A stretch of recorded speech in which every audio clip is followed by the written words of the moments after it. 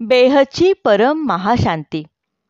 श्रोते हो, आजपासून आपण secret of karma, law of karma and natural disaster अर्थात कर्माचे गुह्य रहस्य, कर्माचे नियम आणि नैसर्गिक आपत्ती याबद्दल चर्चा करणार आहोत. ही नवीन शृंखला आपण सुरू करणार आहोत आणि त्या शृंखलेतला पहिला भाग म्हणजे कर्म, कर्माचे प्रकार आणि त्याची फळं आज आपण बघणार आहोत. चला तर मग जाणून घेऊया या अतिशय महत्त्वाच्या विषयावर अनंत भैया आणि बापूजींकडून प्रश्नोत्तर चर्चेच्या माध्यमातून. अनंत भैया म्हणतात, परम शांती बापूजी, आज आपण कर्माचे रहस्य याबद्दल बोलू. तर माझा पहिला प्रश्न हा आहे की कर्म म्हणजे काय आणि कर्माचे असे किती प्रकार आहेत. तथापि माझ्याकडे प्रश्नांची एक लांब लचक यादी आहे, पण आपण सुरुवात करूयात की कर्माचे वेगवेगळे प्रकार कोणते. बापूजी म्हणतात, कर्म तेच आहे जे मन, वचन आणि कृतीने होते, त्याला कर्म म्हणतो. आता कर्माचे 3 प्रकार. सत्कर्मे आहेत, ज्याला आपण पुण्यकर्म म्हणतो. याद्वारे आत्म्याचे पुण्य खात्यात जमा होते आणि पापकृत्य केले जाते, त्याला विकर्म म्हणतात. तेच आत्म्याचे नकारात्मक भांडार आहे. तिसरे म्हणजे जे निस्वार्थी कर्म करतात, त्याला कसल्याही कर्मबंधनाचा लेप लागत नाही, म्हणूनच त्याला अकर्म असेही म्हणतात. खरं तर जगात असे निष्काम कर्मयोगी आत्मे शोधणे फार कठीण आहे. कर्माच्या बंधनात जे येत नाहीत, त्याला अकर्म म्हणतात.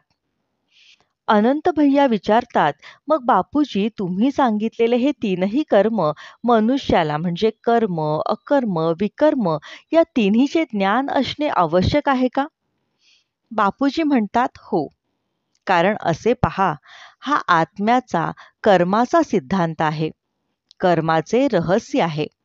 हे ज्ञान मिळाल्याने आत्म्याला समजेल की कोणते चांगले कर्म आहे आणि कोणते वाईट कर्म आहे. मग कोणते कर्म करावे, कोणते करू नये. आणि हे माहीत आहे की ज्यांना हे ज्ञान आहे, त्या आत्म्याला हे वाईट आहे, चांगले आहे, हे पापकर्म आहे की निष्काम कर्म आहे, हे समजेल. म्हणून आत्मा नंतर हळूहळू चांगले कर्म करतो आणि स्वर्गात जातो. वाईट कर्म केले तर नरकात जातो.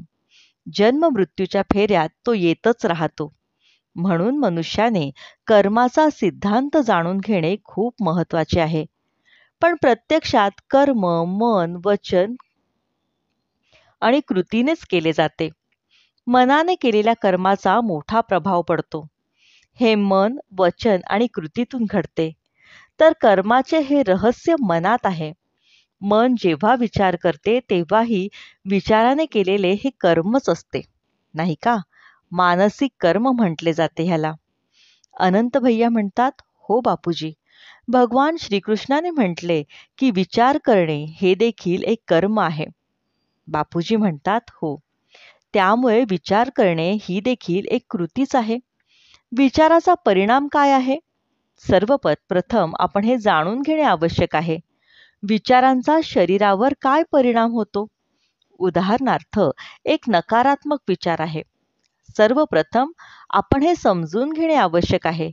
विचाराचा काय परिणाम होतो?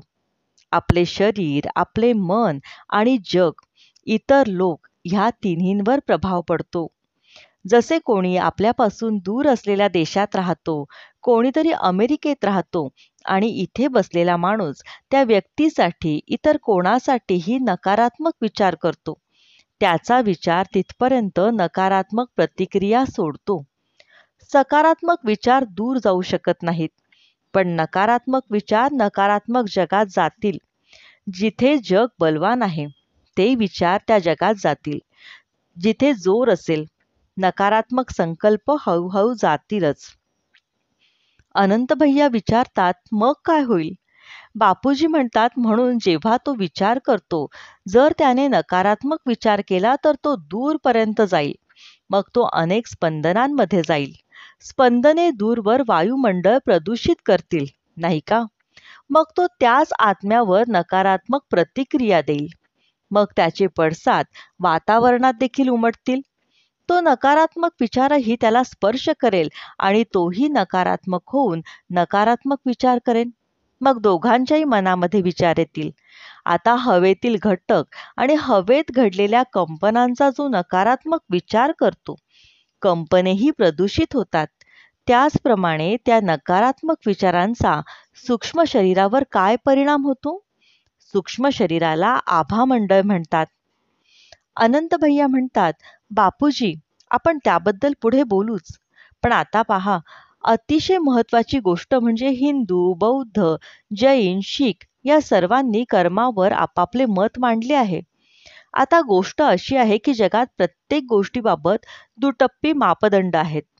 कर्माबाबत मुंग्यांना पीठ देण्यासाठी बाहेर जातील, पण मुंग्यांनी घरात घर केले तर त्यांचे घर पाडण्यात येते.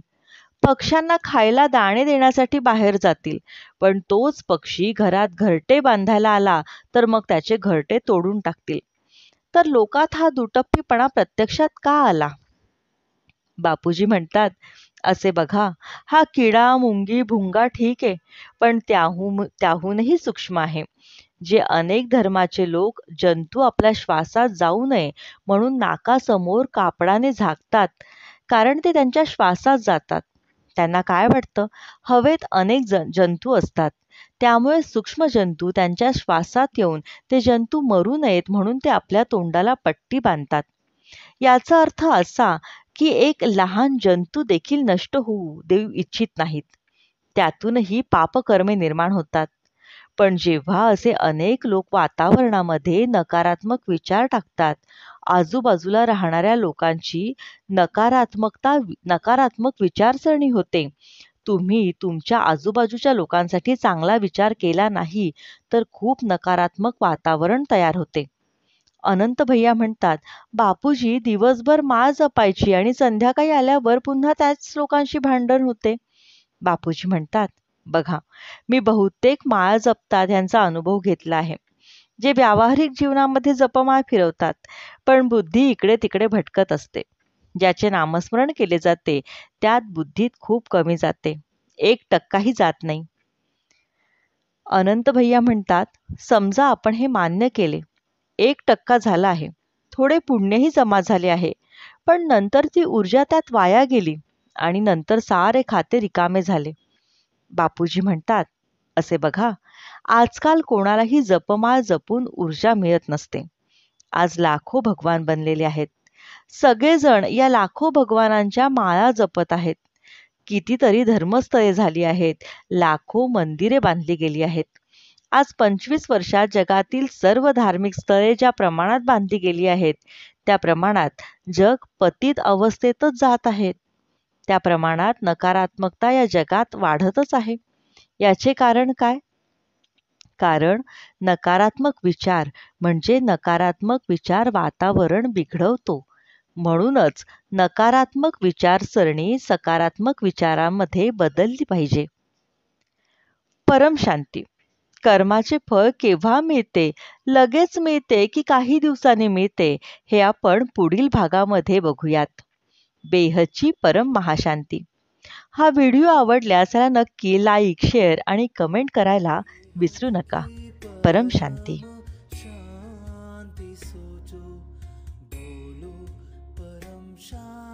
Join us daily for our morning live meditation, Monday to Saturday, 5:30 to 6:30 a.m.